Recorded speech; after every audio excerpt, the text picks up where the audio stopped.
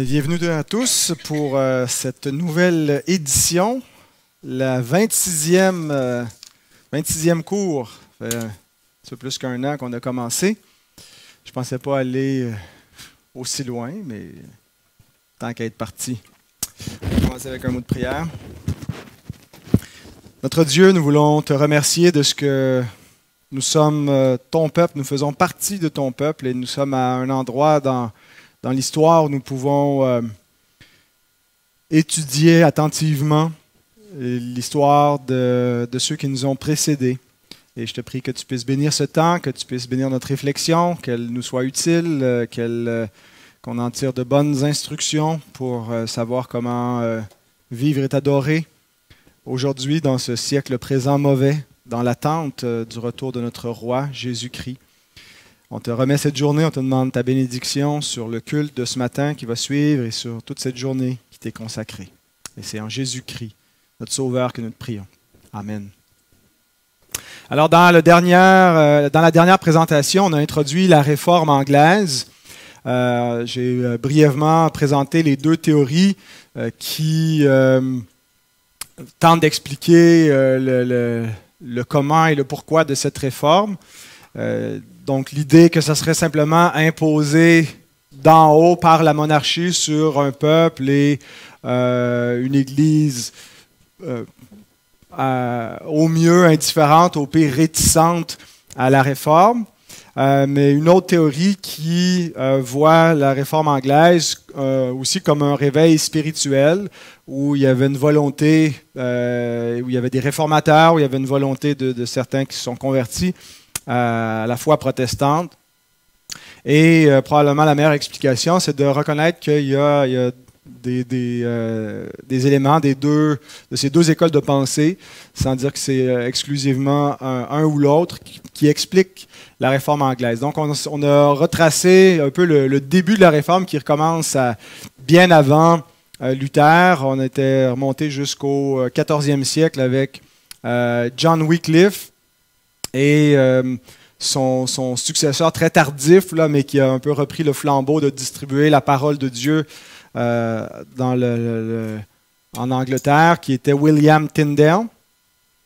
Alors, dans le reste des présentations pour la réforme anglaise, on va surtout suivre le progrès de la réforme sous la dynastie Tudor. Donc, toute la dynastie de Henri VII jusqu'à Élisabeth Ier. Mais aujourd'hui, on va se concentrer sur Henri VIII, qui est le principal personnage en termes d'un monarque qui est responsable pour l'arrivée du protestantisme en Angleterre. Et on va présenter son divorce, un double divorce avec son épouse, mais aussi avec l'Église de Rome, qui va, le divorce d'Henri VIII, c'est ce qui va ouvrir la porte à la réforme. Alors, Henri VIII va être roi d'Angleterre de 1509 jusqu'à sa mort en 1547. Il est mort à 55 ans, après un règne de 37 ans. Il aura 6 épouses, pas simultanément, mais consécutivement. 3 enfants légitimes, plus que 3, mais 3 légitimes, qui seront tous monarques. Et il fait partie un peu des rois instruits là, qui étaient dans la lignée des humanistes de la Renaissance, qui s'intéressent aux lettres, à l'instruction. Il va même recevoir du pape Léon X le titre de défenseur de la foi, qu'on peut voir aussi encore sur des pièces de monnaie britanniques, où on a le FD, Fidei Defensor, qui donc avait reçu ce titre-là en 1521 parce que il a publié un texte pour s'opposer à Martin Luther puis aux idées de la Réforme. Et c'est peut-être pas lui non plus qui l'a écrit, là, c'est peut-être juste son nom qui y figure, mais il aurait écrit d'autres trucs là, qui sont connus.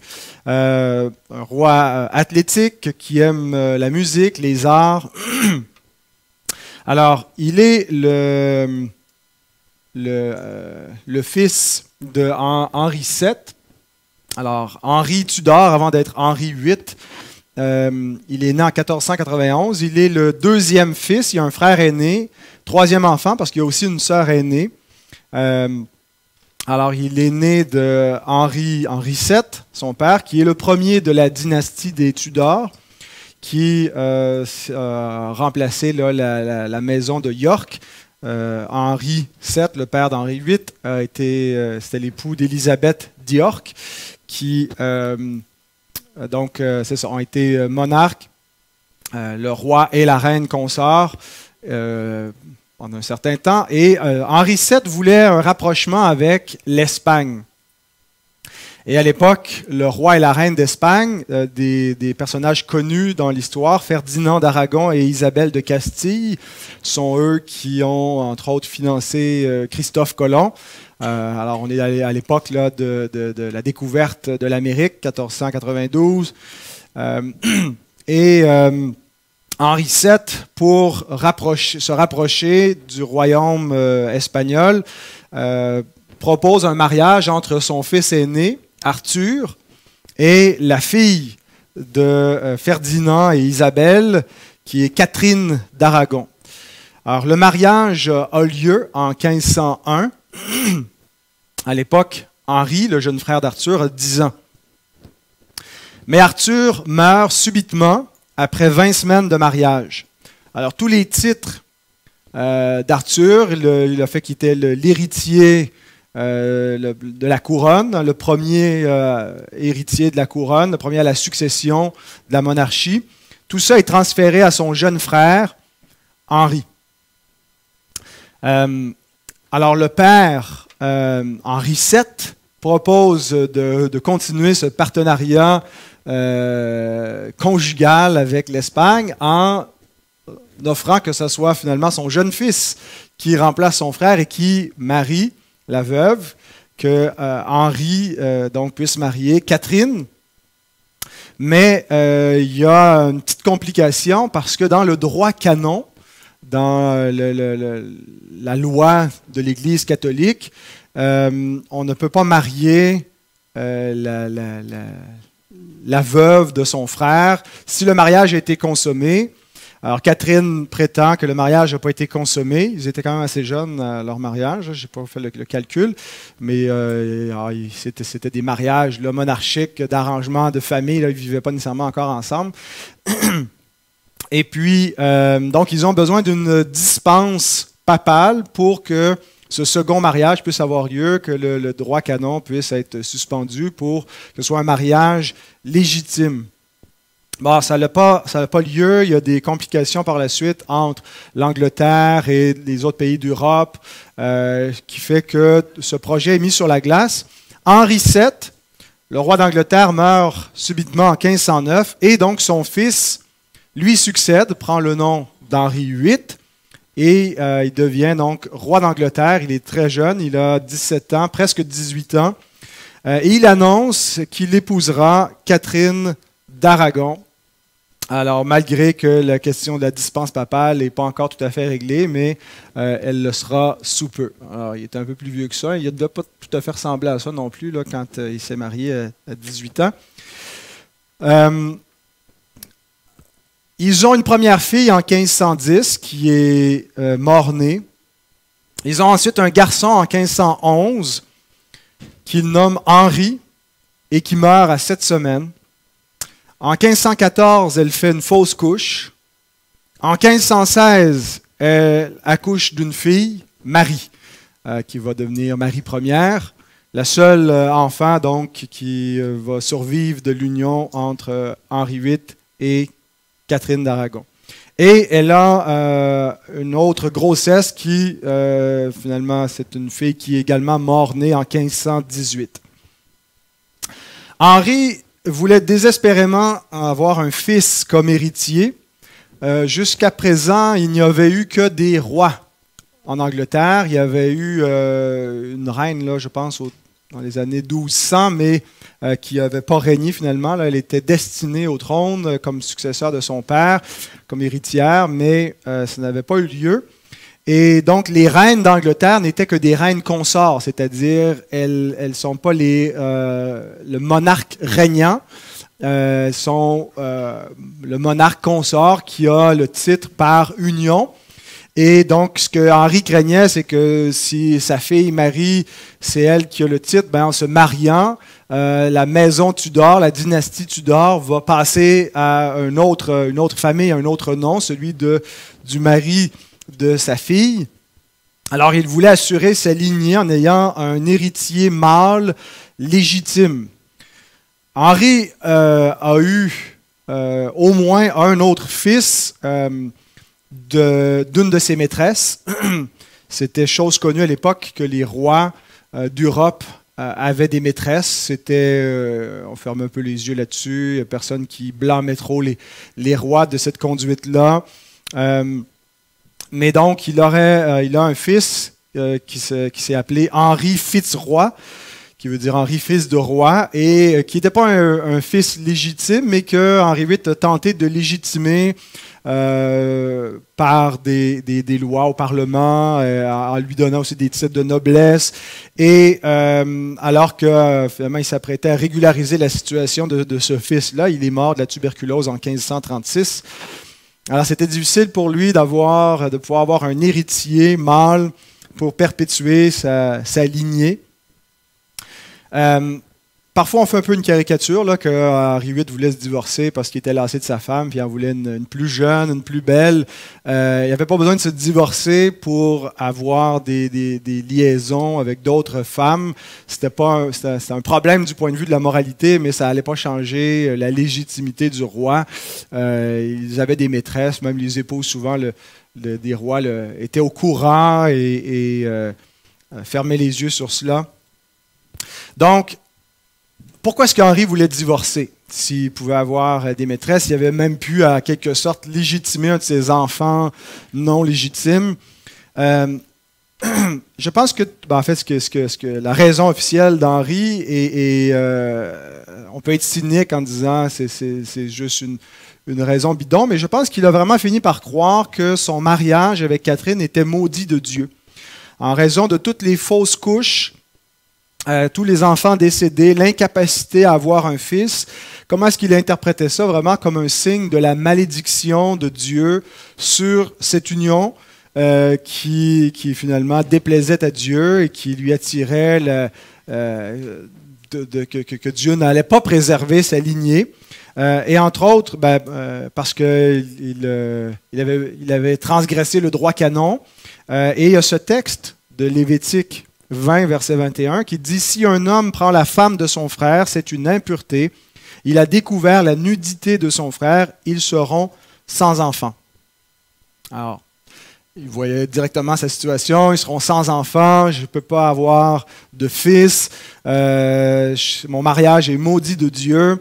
Bien sûr, le texte parle surtout s'il le fait du vivant de son frère, mais ce n'est pas spécifié. Donc, Henri VIII le comprenait comme « j'ai pris la femme de mon frère, c'était pas légitime, le droit canon l'interdisait, on a demandé une dispense papale, mais on a quand même le déplaisir de Dieu et c'est pourquoi mon mariage est maudit, on ne peut pas avoir d'enfant. » Alors, il ne voulait pas se divorcer, en fait, il voulait une annulation de mariage. Il voulait que le pape, et c'est à partir de 1527 qu'il a commencé à solliciter auprès de l'Église que son mariage soit annulé, que ce mariage finalement n'était pas valide parce qu'il n'était pas légitime dès le départ. Et donc, on est en 1527 et il y a des tensions politiques à ce moment-là où lorsque Henri demande au pape Clément VII d'annuler son mariage, Clément VII est un petit peu dans une situation complexe. On sait que l'Angleterre s'éloigne de plus en plus depuis longtemps vient en quelque sorte amoindrir le pouvoir de l'Église. Elle a le privilège d'être une île, l'Angleterre, donc de pouvoir s'émanciper plus facilement de Rome et de son influence. Et on ne veut pas perdre la faveur d'Henri VIII, sauf qu'en même temps, Clément est pris de l'autre côté avec l'homme le plus puissant d'Europe, le jeune empereur Charles Quint, qui, c'est en 1527, c'est l'année du sac de Rome, ce qu'on a appelé la furie germanique, où il y a des troupes de l'Empire germanique qui ont envahi Rome. Et donc, il y a des tensions et le pape dépend en grande partie de la coopération de Charles Quint, de son pouvoir impérial, de son argent, pour aussi traiter et s'assurer que les Turcs ne vont pas envahir parce qu'eux, ils sont plus proches géographiquement en Italie de l'Empire ottoman. Alors, il ne peut pas s'aliéner Charles Quint, et Charles Quint est naturellement opposé au divorce d'Henri VIII et de Catherine d'Aragon, parce que Catherine d'Aragon, c'est la tante de Charles Quint et de la famille des Habsbourg, et donc si elle est répudiée, qu'elle est renvoyée comme une femme, le mariage n'est pas légitime, qu'elle se retrouve comme une femme divorcée, ben c'est un déshonneur sur le nom des Habsbourg, sur la famille de Charles Quint, donc ça ne sera pas facile finalement d'obtenir l'aval du pape dans cette complication politique.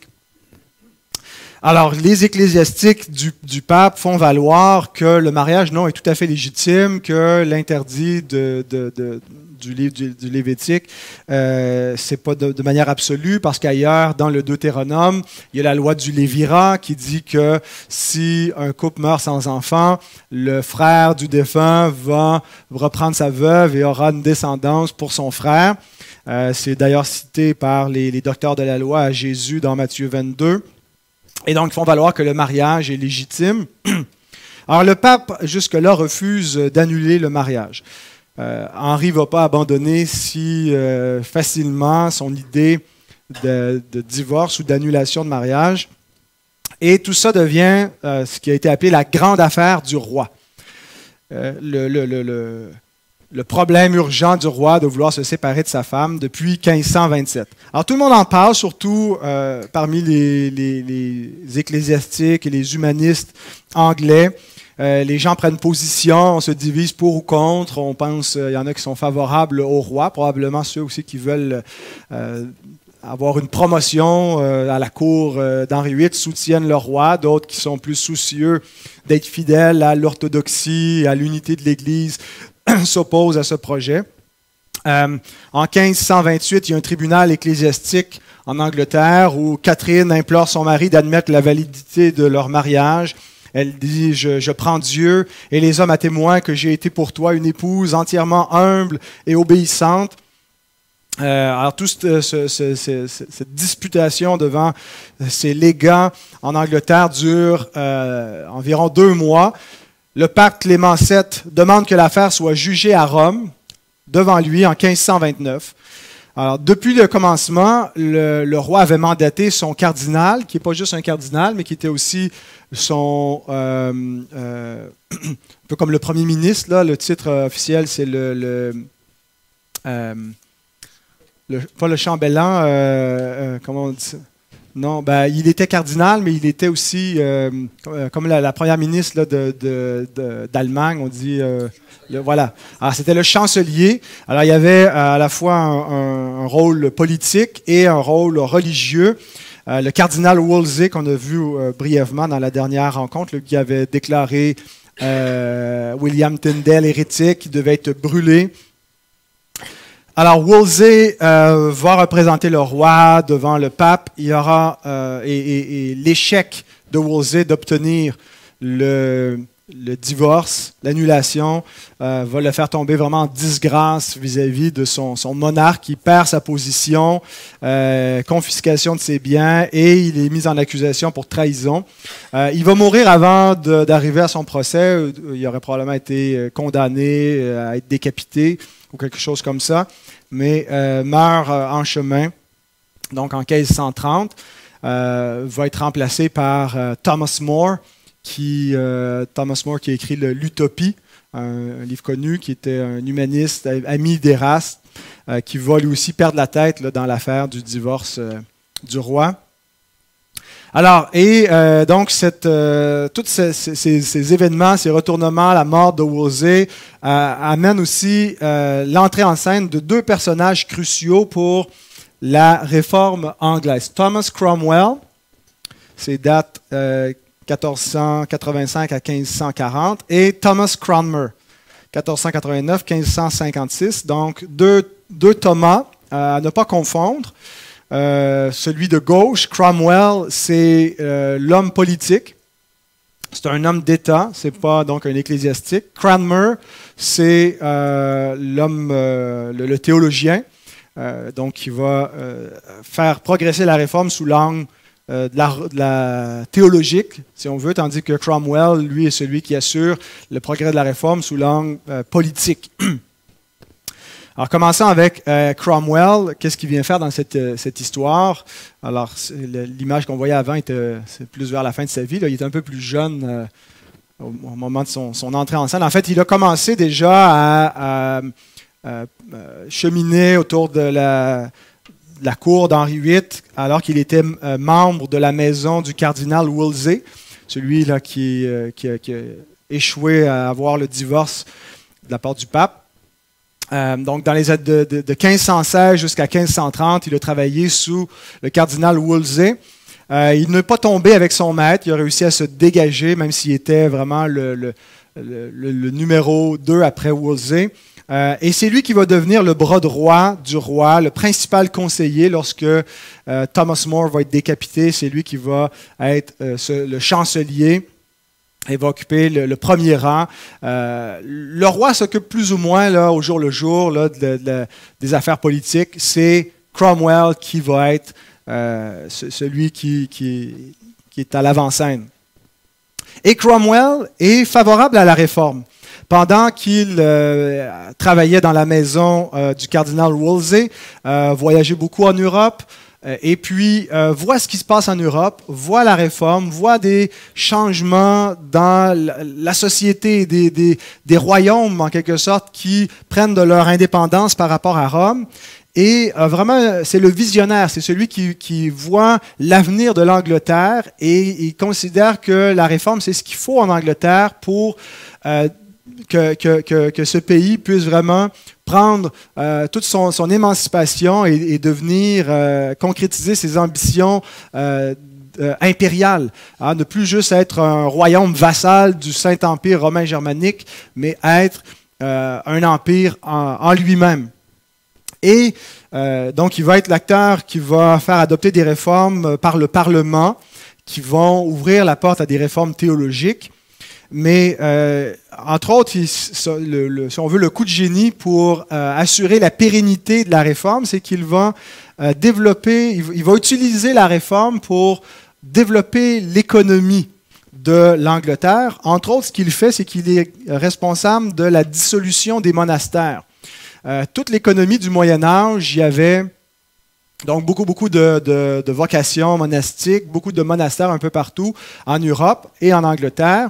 Et donc, c'était le mode de vie de moine, on brasse de la bière, on a un mode de vie d'agriculture, et on offre de l'éducation, il y a des copistes, des scribes, mais c'est un mode de vie qui est en train d'être dépassé. De plus en plus, c'est une vie citadine qui prend la place. Et donc, déjà sous le cardinal Wolsey, on avait dissolu certains monastères où il y avait moins de résidents, on les regroupait ailleurs. Et l'Église, finalement, le cardinal qui agissait aussi à titre de représentant de l'État, finançait la couronne en vendant ces terres-là à la noblesse. Et donc, Cromwell va le faire massivement. Et ce que ça va faire, c'est que ils ont nationalisé beaucoup de terres et de bâtiments qui jadis appartenaient à l'Église ou à des ordres monastiques. Mais ça va avoir un double effet.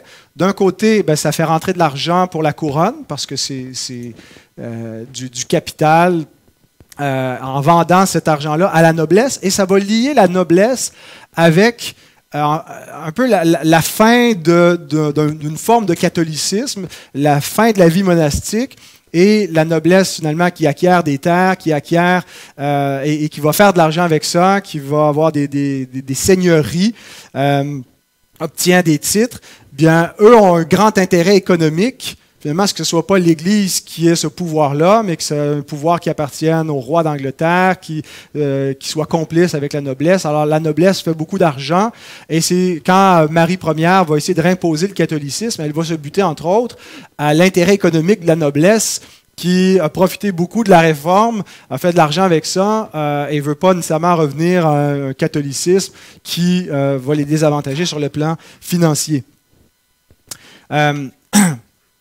Alors, ça va assurer une pérennité de cette réforme.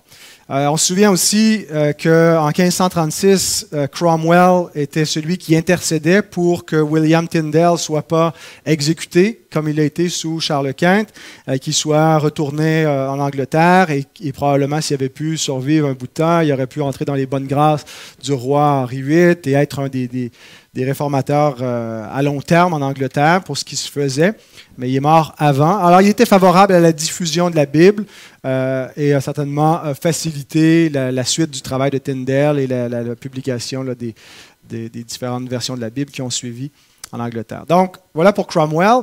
Thomas Cranmer, lui, est un peu plus sous l'angle théologique. Il était un humaniste de l'université de Cambridge. Il a étudié là avant d'être enseignant. Et pendant ses études, il a été influencé par les humanistes comme Lefebvre d'Étaples de Paris, qui n'était pas nécessairement un réformateur, mais était un peu dans la lignée de ces humanistes qui ont une certaine critique face à l'Église catholique de leur temps. Influencé par Erasme, jusqu'à un certain point par Luther, mais durant les années 1520, Cranmer n'est pas convaincu de la réforme. Il n'est pas un adversaire absolu, il est sympathique, il est ouvert, mais il ne s'est pas converti donc pleinement à la réforme pendant ces années-là. Alors, il est providentiellement catapulté de Cambridge à l'avant-scène de l'Église anglaise. Voici ce qui s'est passé. En 1529, il y a une épidémie de peste à Cambridge. Donc, pour éviter cette épidémie, il séjourne à Waltham Holy Cross, qui est un peu plus près de Londres. Et pendant son séjour-là, il discute avec des collègues de la grande affaire du roi. Et Cranmer suggère que plutôt que l'affaire soit jugée devant le pape et exclusivement par l'autorité papale, qu'on devrait rassembler l'opinion des théologiens d'Europe pour discuter sur ces différents textes, la loi du Lévirat, le texte de Lévitique, et finalement un peu relativiser l'autorité papale et voir est-ce qu'il y a un consensus qui se dégage parmi les intellectuels de leur temps. Alors, les collègues de Cranmer, qui sont proches de la cour royale, rapportent cette idée au roi Henri VIII. Ils ne se l'approprient pas, parce qu'ils ne sont pas certains est-ce que le roi va aimer cette idée, mais le roi trouve l'idée géniale et il convoque Cranmer. Et c'est ainsi donc que Thomas Cranmer s'est retrouvé dans le giron d'Henri VIII vers 1529. Et va se développer de là une grande amitié entre les deux hommes. Étonnamment, en fait, Cranmer va se diriger de plus en plus vers une position protestante, réformée, tandis que Henri VIII va devenir un roi un peu plus tyrannique, capricieux, qui va décapiter toutes sortes de gens qui font plus son affaire. Mais entre les deux, il y a une grande amitié qui va continuer jusqu'à la mort du roi, même quand le roi est mort. Cranmer ne s'est plus jamais fait la barbe à partir de ce moment-là. Sur les derniers portraits de sa vie, on le voit avec une longue barbe. Il y avait une vraie amitié qui les unissait. Cranmer va périr sous la fille d'Henri VIII, Marie Ière, quand elle deviendra reine, mais il était un allié inconditionnel de son père. Quand il y aura des tractations contre Cranmer parmi les adversaires qui sont plus du côté catholique à la cour d'Henri, le roi va jamais le désavouer. Va le faire enquêter sur lui-même, enfin, il le protège. Donc, en 1529, Cranmer participe à une délégation royale à Rome. Ils vont publier des documents qui déclarent que le roi est la plus haute autorité juridique au sein de son royaume. En fait, ils réitèrent un petit peu ce qui est la tradition depuis plus d'un siècle, où de plus en plus le pouvoir royal devient l'autorité finale, même par opposition à un tribunal ecclésiastique qui serait en dehors de l'Angleterre, qu'on ne puisse pas publier une bulle papale en Angleterre sans l'autorisation du roi. Donc, ça va dans cette veine-là. Et en fait, on voit que les idées de Luther, pas la justification complète, mais la relativisation du pouvoir papal est en train d'entrer de plus en plus parmi les intellectuels, parmi les ecclésiastiques anglais, mais par la porte d'en arrière, via la question du divorce. Est-ce que c'est le pape qui a l'autorité pour trancher à lui seul ou avec ses conseillers cette question-là? Est-ce que c'est le magistrat qui est infaillible ou est-ce que la Bible n'est pas l'autorité finale, puis c'est aux théologiens de disputer entre eux sur qu'est-ce que ça veut dire véritablement? Donc, Cranmer va être promu par le roi comme ambassadeur, un ambassadeur auprès de Charles Quint. Donc, il va, pendant quelques mois, être sur le continent européen, voyage en suivant Charles Quint, et c'est ce qui va lui donner d'être en contact avec des réformateurs protestants. Il va même se marier secrètement parce qu'il est un prêtre et donc il est officiellement catholique, mais il se marie secrètement et la légende raconte qu'il cachait sa femme dans les bagages des grosses malles. Alors ça ne devait pas être trop confortable, mais plus tard, je pense quand la réforme va avancer davantage, là, il va la sortir du placard, mais donc comme il était prêtre. Alors déjà, on voit qu'il sympathise de plus en plus avec le protestantisme. En 1532, l'archevêque de Canterbury meurt. L'archevêque de Canterbury, c'est la plus haute fonction ecclésiastique anglaise. Même aujourd'hui, comme l'Église anglicane, mais même avant que l'Église soit séparée, le plus haut représentant du pape en Angleterre, c'était cet archevêque à Canterbury. Alors, qui va lui succéder? À la même époque, même un petit peu avant 1532, vers la fin des années 1520, Henri VIII courtisait Anne Boleyn, qui, elle, résistait aux avances du roi. Elle ne voulait pas être sa maîtresse. La sœur de Anne, Marie Boleyn, avait été aussi une maîtresse du roi. Peut-être qu'elle avait des aspirations plus grandes. Elle ne voulait pas être sa maîtresse. Elle voulait devenir la femme qui allait remplacer Catherine après que le mariage serait dissolu si c'était pour arriver. C'était une femme, en fait, une des filles d'honneur de Catherine d'Aragon. Et la famille Boleyn est sympathique à la Réforme. Sympathique, ce n'est pas des luthériens convaincus, là, mais ils sont quand même ouverts, plus ouverts qu'ils voient que le catholicisme, en fait, ils voient la foi protestante comme une opportunité d'avancer leur famille. Et puis, c'est l'influence de la famille Boleyn qui va proposer Cranmer, parce qu'ils veulent un archevêque de Canterbury qui va être sympathique à l'affaire du roi. Alors, il est proposé pour devenir l'archevêque. Alors, c'est vraiment un méchant bon parce qu'il n'était qu'un prêtre. Hein? Il est complètement en bas dans la hiérarchie catholique. Bon, il était proche du roi, il a été ambassadeur, mais ce n'est pas une fonction ecclésiastique. Alors, il passe de prêtre à archevêque. Alors ça a suscité l'étonnement, mais ça s'est fait aussi avec l'approbation du pape, qui essaie en fait de donner tout ce qu'il peut à Henri VIII, toutes ses demandes. Et déjà aussi, ça nous dit quelque chose, que ce soit la cour, que ce soit le trône, la couronne qui désigne qui sera l'archevêque, alors que c'est une affaire qui regarde l'Église. On voit déjà que la couronne est en train de prendre une grande indépendance par rapport au Vatican. Alors le pape accepte et Cranmer est ordonné archevêque de Canterbury avec la bénédiction du pape le 30 mars 1533. Et aussitôt donc qu'il entre en fonction, il est mis devant un fait accompli. Le roi a secrètement marié Anne Boleyn devant quelques témoins en janvier de la même année. Donc en janvier, autour du 25 janvier 1533, il devient archevêque en 1539 et elle est enceinte. Alors ça commence à presser d'annuler le premier mariage et de ratifier le second. Alors, à partir de là, Cranmer travaille de concert avec le roi et avec les autres là, qui sont impliqués pour valider les procédures d'annulation. Alors, le 23 mai 1533, Cranmer déclare le premier mariage, après 24 ans de mariage, contraire à la loi de Dieu. Et il dit à Henri VIII que s'il ne s'éloigne pas de Catherine, il devra être excommunié parce que ce mariage n'est pas légitime. Elle avait déjà elle-même été éloignée là, de la cour royale depuis 1531, donc même si elle était légalement sa femme, là, ils étaient séparés depuis un bout de temps. Et c'était Anne Boleyn qui occupait les appartements de la reine, sans être officiellement reine. Alors, maintenant que le mariage est dissolu, alors Henri VIII est libre de se remarier le 28 mai.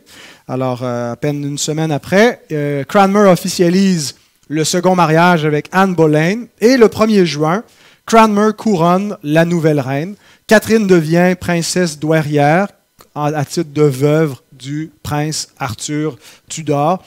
Alors qu'elle n'est pas décapitée, elle n'est pas renvoyée, elle n'est plus à la cour. Là. Elle sort du portrait, mais elle continue à vivre et à s'occuper de sa fille, Marie. Et puis, voilà.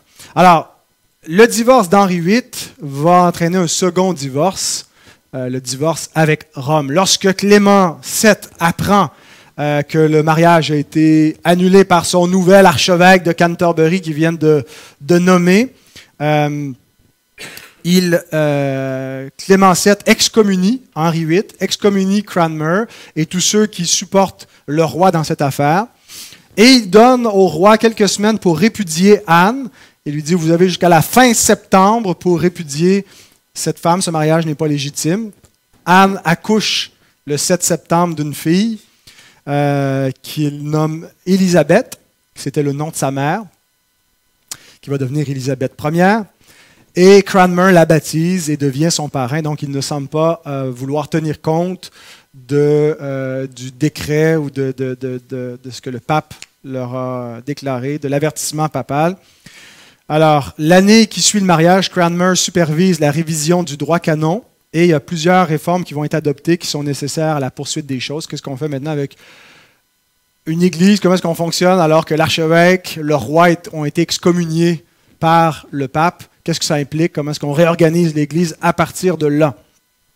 Eh bien, l'année, c'est ça qui suit, Cranmer va travailler main dans la main avec Cromwell et le Parlement pour la suite des choses. Il y a une série d'actes qui vont être adoptés par le Parlement. Ce n'est pas du tout une réforme théologique qui prend lieu au début des années 1533-1534 et les années qui vont suivre. C'est une réforme politique. Il y a plusieurs actes qui sont adoptés. Et dans cette série d'actes, il y a quelques têtes qui tombent, dont celle de Thomas More en 1534, parce qu'il refuse de soutenir l'acte de succession qui consistait à renier les premiers, les descendants de Catherine, en fait il y avait juste Marie, et de reconnaître que les héritiers légitimes seront les enfants qu'il aura avec Anne Boleyn. Alors ça lui vaut d'être considéré comme un traître et d'être décapité. Il a été canonisé par l'Église catholique dans les années 1930, donc c'est plus Thomas More, mais c'est Saint Thomas More. Mais l'acte le plus significatif qui est adopté, c'est en 1534, et on termine avec ça, c'est l'acte de suprématie. L'acte de suprématie déclare comme chef unique et suprême de l'Église d'Angleterre le roi lui-même. Alors ce n'est plus le pape, c'est pas même l'archevêque qui est le chef de l'Église, le roi, le monarque, ça peut être la reine, est chef unique et suprême de l'Église d'Angleterre. C'est ce qu'est Élisabeth II en ce moment. Elle est le chef suprême de l'Église d'Angleterre. Dans le concret, avec le temps, le roi, la reine ne jouent pas tellement de rôle. C'est les théologiens, c'est l'archevêque qui a une fonction. Mais c'est quand même la reine ou le roi qui nomme qui va être l'archevêque. Généralement, c'est le premier ministre là, qui suggère deux noms, puis la reine choisit. parce qu'il y en a eu quelques-uns là, sous le règne d'Élisabeth II qu'elle a dû choisir.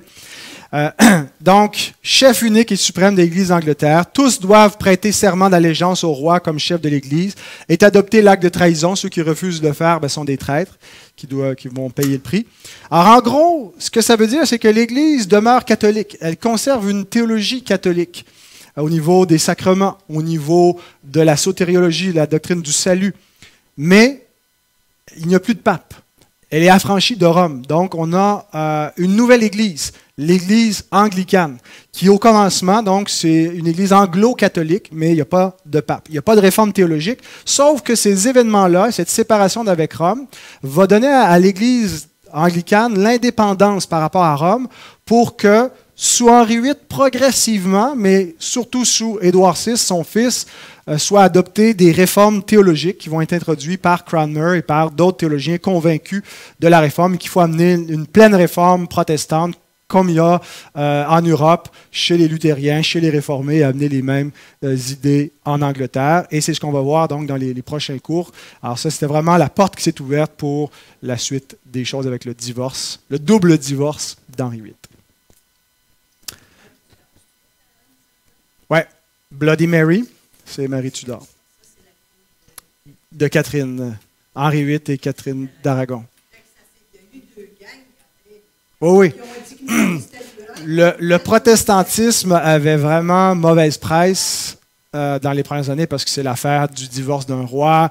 C'est une grosse affaire politique. Alors, il y a de fervents catholiques qui vont vouloir que le catholicisme... Alors, l'Église anglicane va toujours un peu rester entre les deux.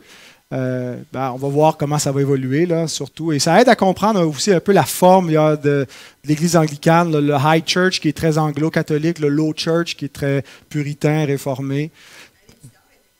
Ouais. Protestante, mais modérée. Ouais. Ouais. Ouais, c'est ça. Mais Marie Tudor, on va voir, elle a aidé à sauver le protestantisme. Parce que le protestantisme avait une mauvaise réputation et en le persécutant, elle lui a permis de se refaire une réputation. Alors, c'est ce qu'on verra dans les prochaines semaines. Donc, dans 2 semaines.